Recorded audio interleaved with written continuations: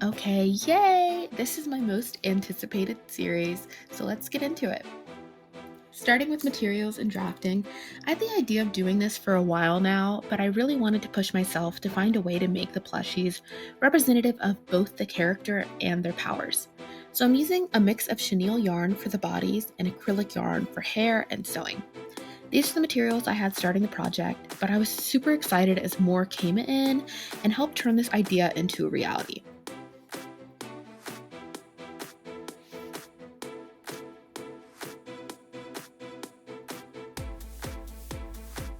I started by drawing the image I had in my mind of how each plushie would turn out, which changed over time for sure, but just a general idea so I knew what materials I needed.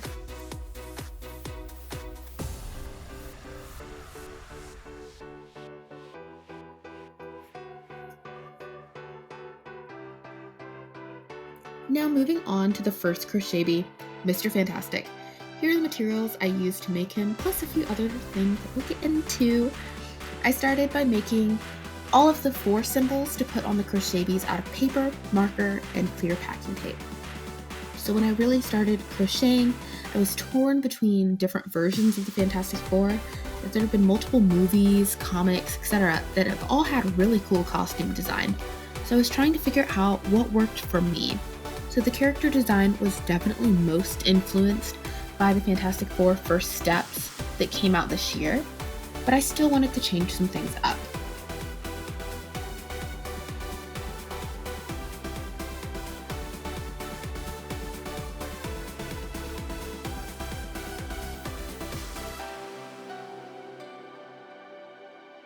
So everything was going so well until I ran into problem number 1. See how I didn't say the only problem?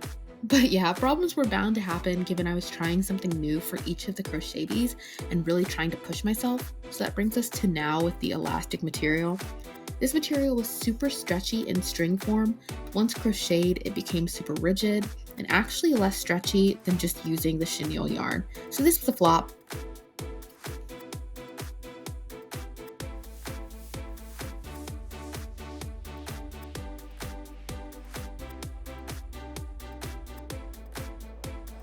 I really tried to make it work in multiple ways because I bought the elastic just for this, and it's okay.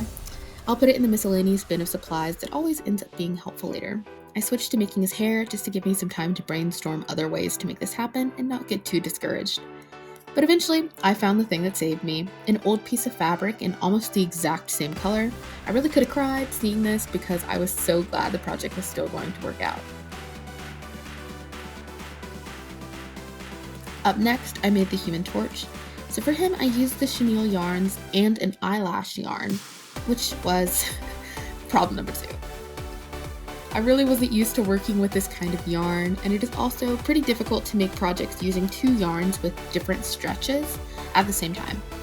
They were the same color, which was intentional, and I'm glad it turned out that way, but it also made it a bit tough.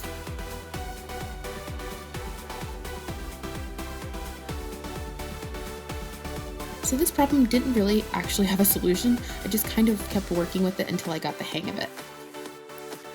So for my Iron Man crochet bee, I got these small lights that had gone into the miscellaneous bin, but I thought it would be super useful here to give some definition and detail to his flames, and I loved the way it turned out. I also wanted to try to transition the orange into the blue and make using green. But when you don't see that again, don't be surprised because I did not like the way it turned out.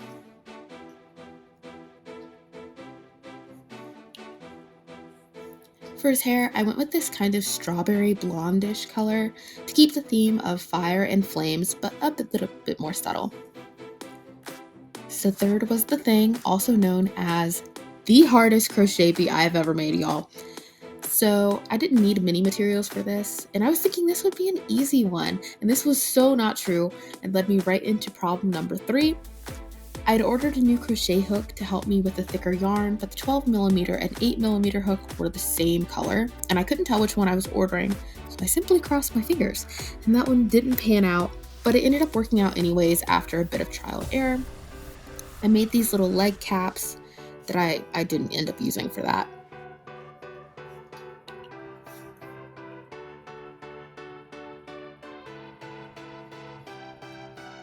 So for the torso, I tried finger knitting, crocheting in a circle, until I found my solution.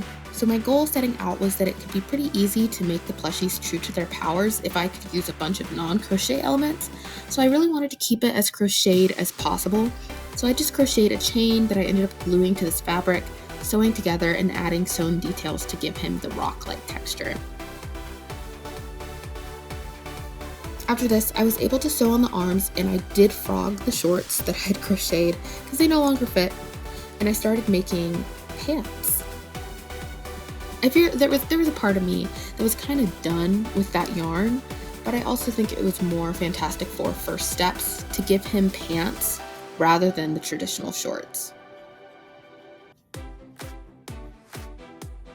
I also really wish y'all could hear how I was cracking up giving him these low-rise pants, and I did use the leg caps from earlier as a waistband. Okay, so lastly, I made the Invisible Woman. She was the part of the project I was the most excited for, so when I found a clear yarn from Jelly Yarns, I got it immediately and started this project.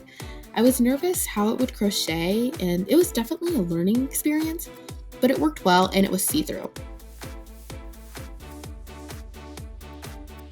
Here, I was just juggling with what hair color I wanted to give her because I'm thinking about Vanessa Kirby, but also Jessica Alba and also the comics.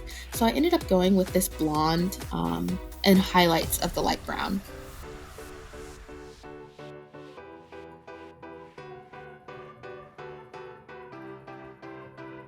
I also wanted the invisible part to be a bit asymmetrical as I started with this, which actually ended up giving her this like permanent pose. It was actually kind of teased, so I'll take it.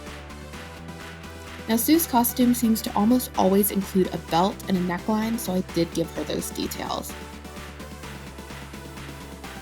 It was looking so good, but something was definitely missing. I wanted to make the legs blend a bit better than they were with just the transition between clear and blue. So I used some puff paint left over from my Spider-Verse series from, again, the miscellaneous bin. And that definitely gave it the vibe I was looking for.